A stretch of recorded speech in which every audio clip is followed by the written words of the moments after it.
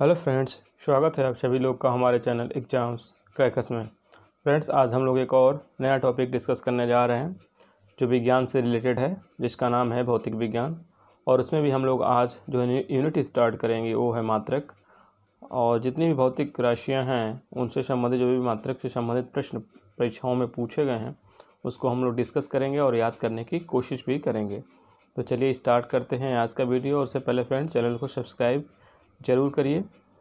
तो चलिए स्टार्ट करते हैं, देखते हैं आज का पहला प्रश्न क्या है। तो फ्रेंड्स, पहला आपको मात्रक बताना है बल का। बल का मात्रक क्या है? ऑप्शन है आपके पास फर्मी, दूसरा ऑप्शन है न्यूटन, तीसरा ऑप्शन है बोल्ट, चौथा ऑप्शन है फैराडे। तो जल्दी से अपना आंसर कमेंट करके बताइए, इसका सही आंसर क्या होगा, बल का मात्रक क्या होगा।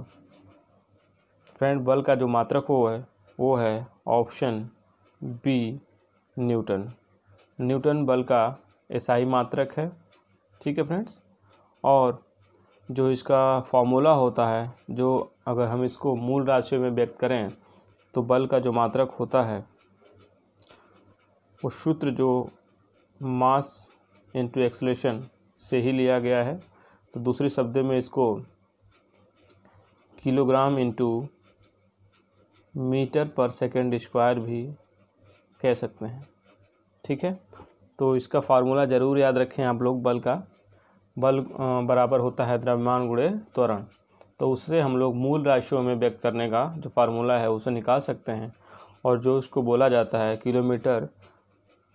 किलोग्राम मीटर पर सेकंड स्क्वायर को न्यूटन कहते हैं, जो एसआई मात्रक है। तो इसको ध्यान रखिएगा। और बल का ये एसआई मात्रक है। बल का सीजीएस पद्धति में मात्रक जो होता है उसको डाइन कहते हैं।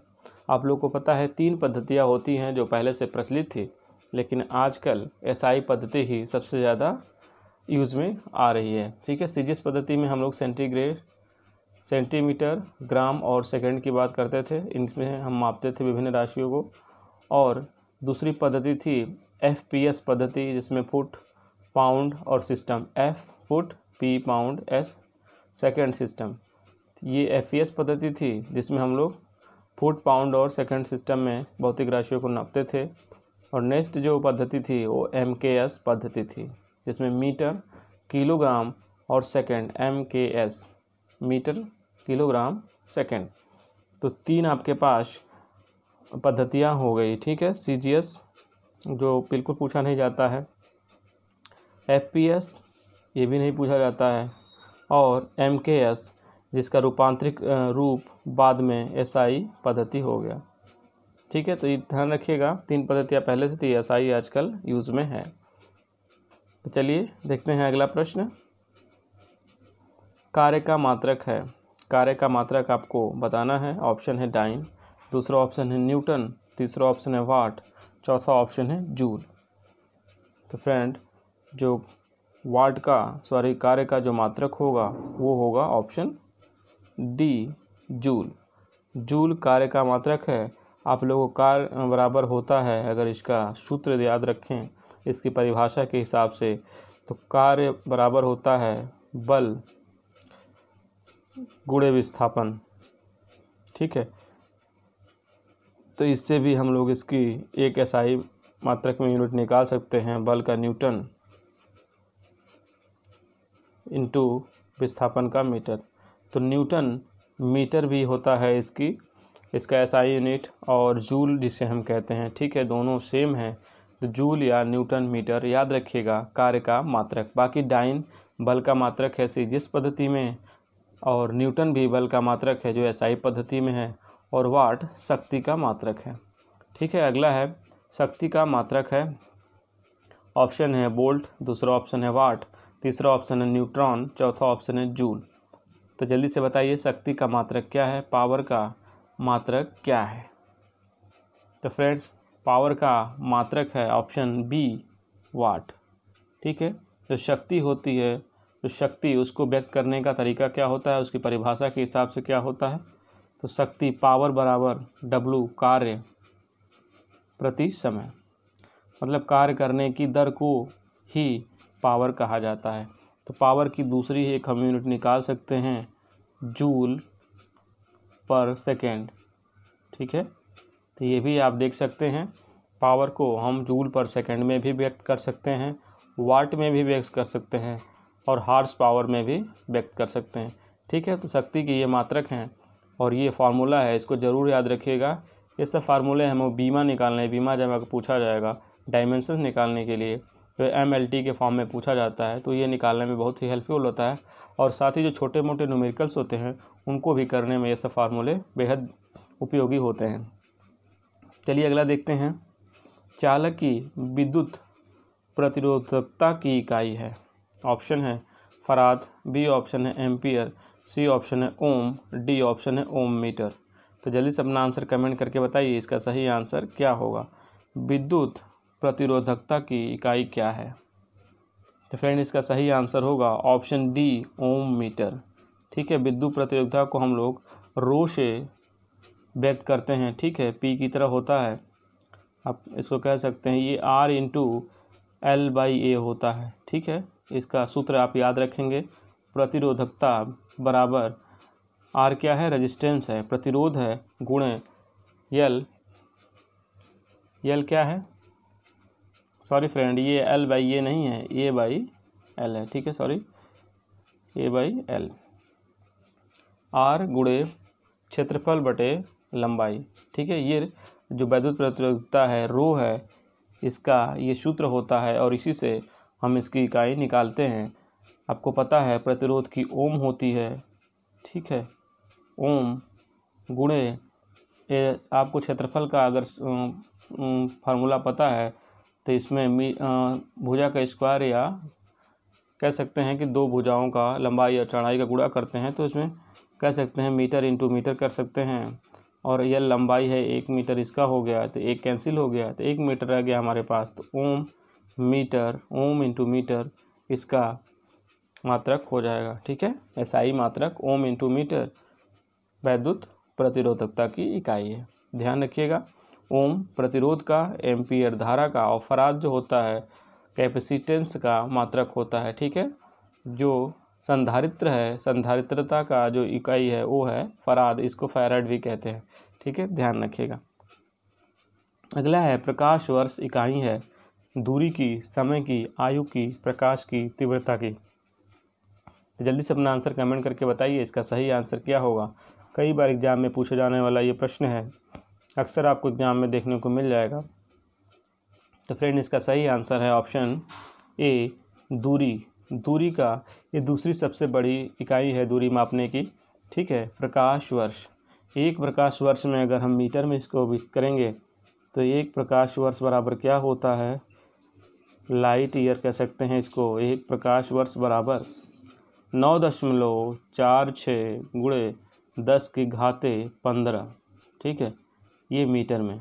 ठीक है, अगर किलोमीटर में करेंगे तो ये 10⁻12 हो जाएगी। ठीक है,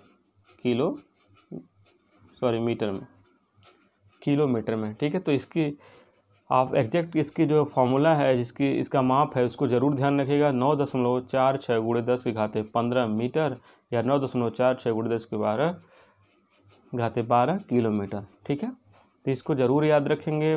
दूरी मापने की दूसरी सबसे बड़ी ये इकाई है और सबसे बड़ी इकाई पारसेक होती है, जो इसके 3 गुना से अधिक उसकी थोड़ी सी यूनिट होती है। ठीक है, 3 प्रकाश वर्ष को अगर हम जोड़ें तो तब जाके पारसेक दूरी ज्ञात कर सकते हैं। और खगोलीय दूरी भी होती है। ये 3 दूरियां सबसे बड़ी यूनिट है प्रकाश दूरी की, तो इसको ज़रूर ध्यान रखिएगा। अगला देखते हैं, एक पारसेक तारों संबंधी दूरियां मापने का मात्रक है, बराबर है। ठीक है, पारसेक पूछ रहा है जो दूरी की सबसे बड़ी इकाई है, तो आपको दोनों फार्मूला याद हो तो आप कैलकुलेट करके आराम से निकाल सकते हैं। ठीक है फ्रेंड, तो पारसेक बराबर अगर हम देखा जाए, पारसेक इजिकल टू 3 × 10⁻16 मीटर। ठीक है, और अभी हम लोग लाइट ईयर देखे हैं तो ये था 9.46 गुणे 10⁻15 यही था। अगर इसको हमको डिवाइड करेंगे तो क्या होगा, इसमें से एक 15 घाट कट जाएगी, एक ही बचेगा, एक का मतलब 10 बचेगा, यहाँ 30 बचेगा और 30 में 9.46 का भाग देंगे तो लगभग 3 से थोड़ा सा अधिक आएगा, तो 3.25 प्रकाश वर्ष इसके यूनिट के बराबर होगा। ठीक है, ध्यान रखिएगा पारसेक और प्रकाश वर्ष में संबंध 3.25 गुणे का होता है, इसको ज़रूर आप याद रखेंगे। और ये जो इसका मान है इसको ज़रूर याद रखें, 3 × 10⁻16 मीटर, या इसको 3 कम कर देंगे तो 13 मीटर, और 9.46 × 10⁻15 मीटर लाइट ईयर का फॉर्म मान है, इसको ज़रूर याद रखें। कौन सी इकाई को 0.39 से गुणा करने पे इंच प्राप्त होता है? ठीक है, इंच को अगर प्राप्त करना हो तो किसमें हम 0.39 से गुणा कर देंगे तो हमको इंच प्राप्त हो जाएगा। तो फ्रेंड सेंटीमीटर, डेसीमीटर, मिलीमीटर और मीटर। जल्दी से अपना आंसर कमेंट करके बताइए इसका सही आंसर क्या होगा। तो फ्रेंड इसका सही आंसर होगा ऑप्शन ए, सेंटीमीटर। 1 सेंटीमीटर में 0.39 इंच होता है। ठीक है, ध्यान रखिए। तो अगर हम 5 सेंटीमीटर में 0.39 इंच का गुणा कर देते हैं तो इंच में प्राप्त हो जाएगा। ठीक है, तो ध्यान रखिएगा 1 इंच बराबर 1 सेंटीमीटर बराबर 0.39 इंच होता है, तो इसको भी आप याद रखिएगा।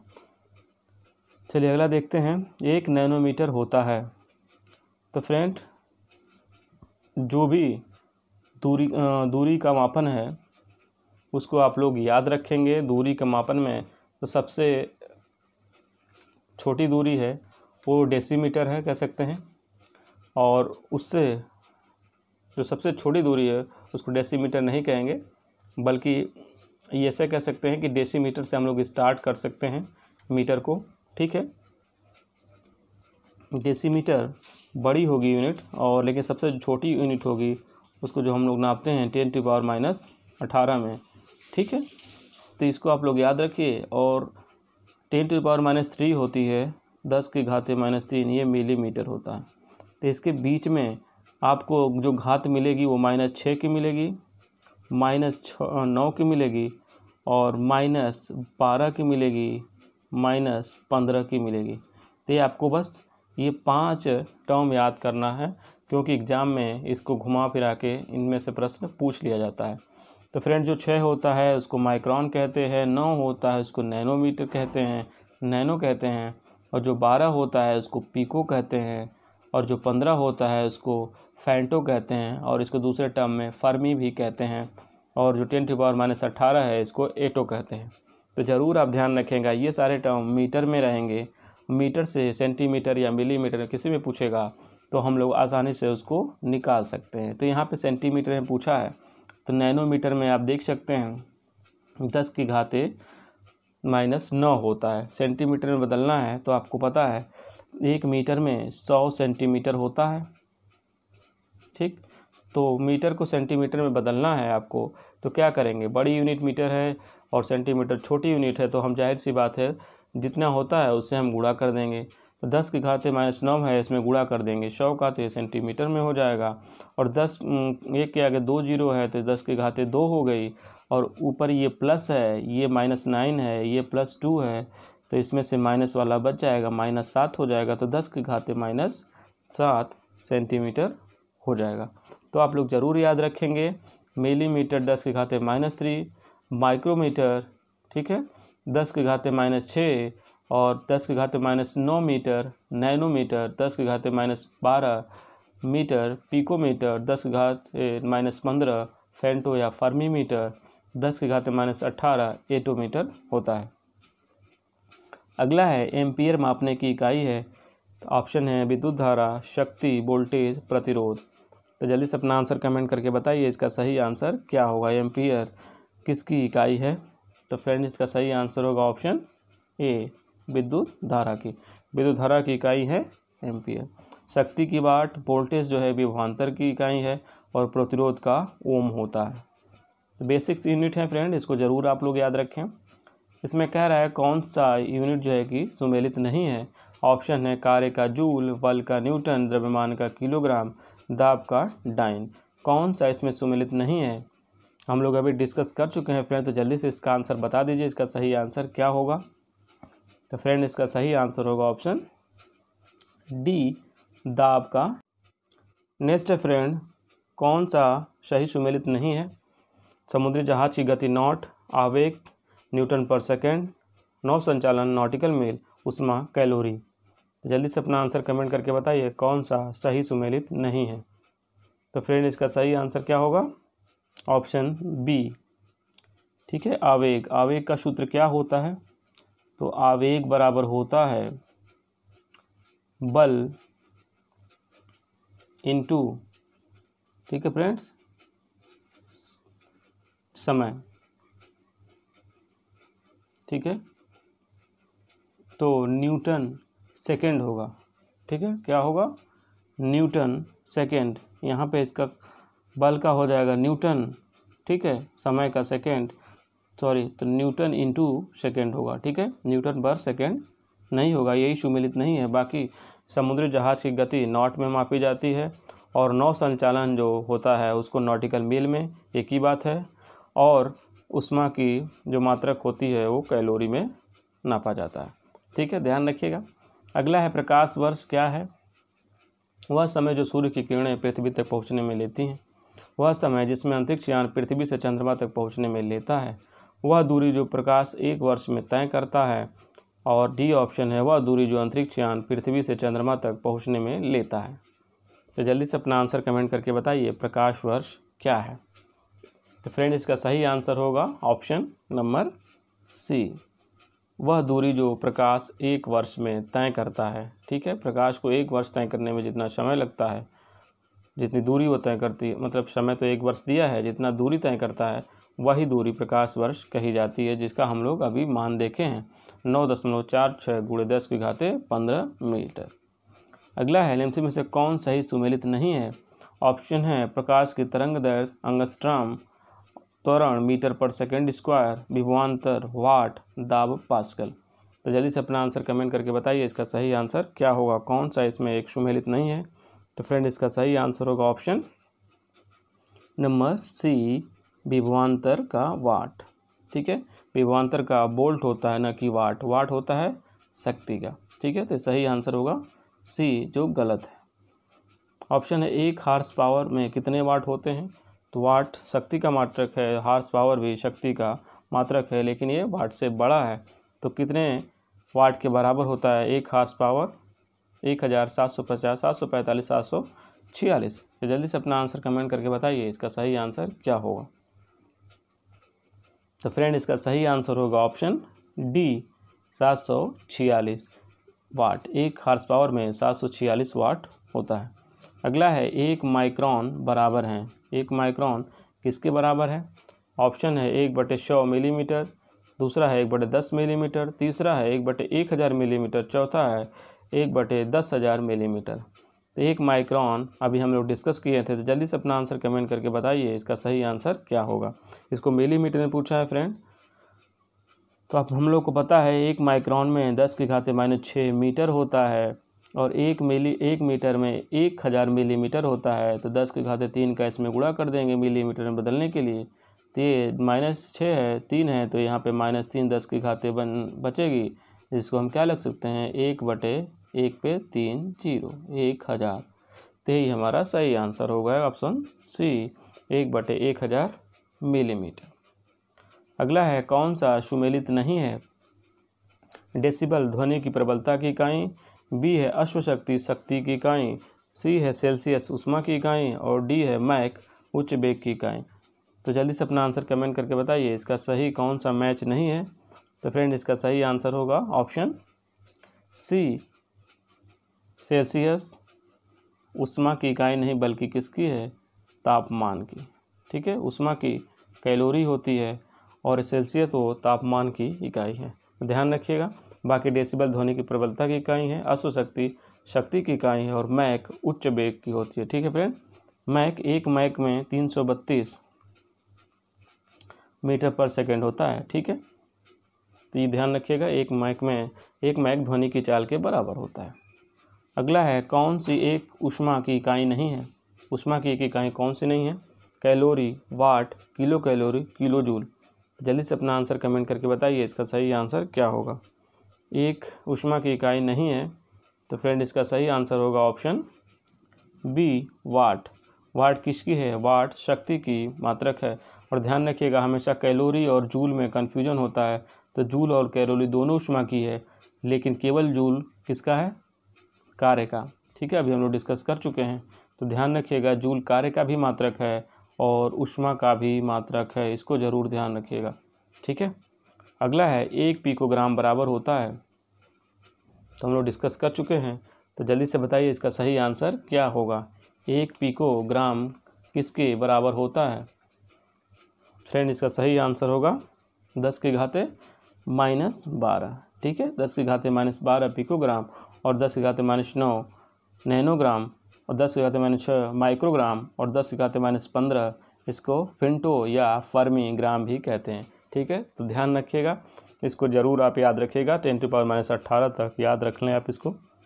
अगला है पारिस्थितिक दबाव की इकाई क्या है? ऑप्शन है जूल, बी ऑप्शन है ओम, सी ऑप्शन है बार, डी ऑप्शन है नॉट।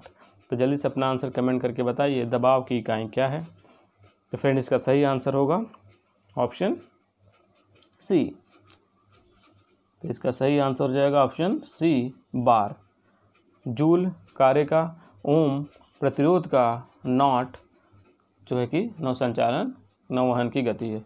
ठीक है, तो बार दबाव कह सकते हैं, आप इसको दाब भी कह सकते हैं। ठीक है, पास्कल भी कह सकते हैं।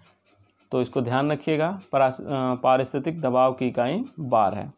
अगला प्रश्न है तेल का एक बैरल निम्न में से लगभग कितना होता है? 131 लीटर, बी 159 लीटर, सी 201 लीटर, डी 179 लीटर। तो जल्दी से अपना आंसर कमेंट करके बताइए इसका सही आंसर क्या होगा। तो फ्रेंड इसका सही आंसर होगा ऑप्शन बी 159 लीटर। ठीक है, ये लगभग 158.98 लीटर के बराबर होता है। तो 159 लीटर होता है एक बैरल तेल में, जो हम लोग अक्सर सुनते हैं कि कच्चे तेल का दाम प्रति बैरल कम हो गया है, अधिक हो गया। तो एक बैरल में 159 लीटर होता है, ध्यान रखिएगा, अक्सर ये न्यूज़ में रहता है। तो फ्रेंड आज का वीडियो कैसा लगा कमेंट करके ज़रूर बताइए, और इसका नेक्स्ट पार्ट हम लोग जल्दी डिस्कस करेंगे। और साथ ही चैनल को फ्रेंड सब्सक्राइब करना न भूलें और शेयर भी करें, और पीडीएफ के लिए हमारे टेलीग्राम चैनल को ज्वाइन करें, वहाँ से सारे वीडियो के पीडीएफ आपको मिलेंगे। तो थैंक यू फ्रेंड्स, मिलते हैं नेक्स्ट वीडियो में।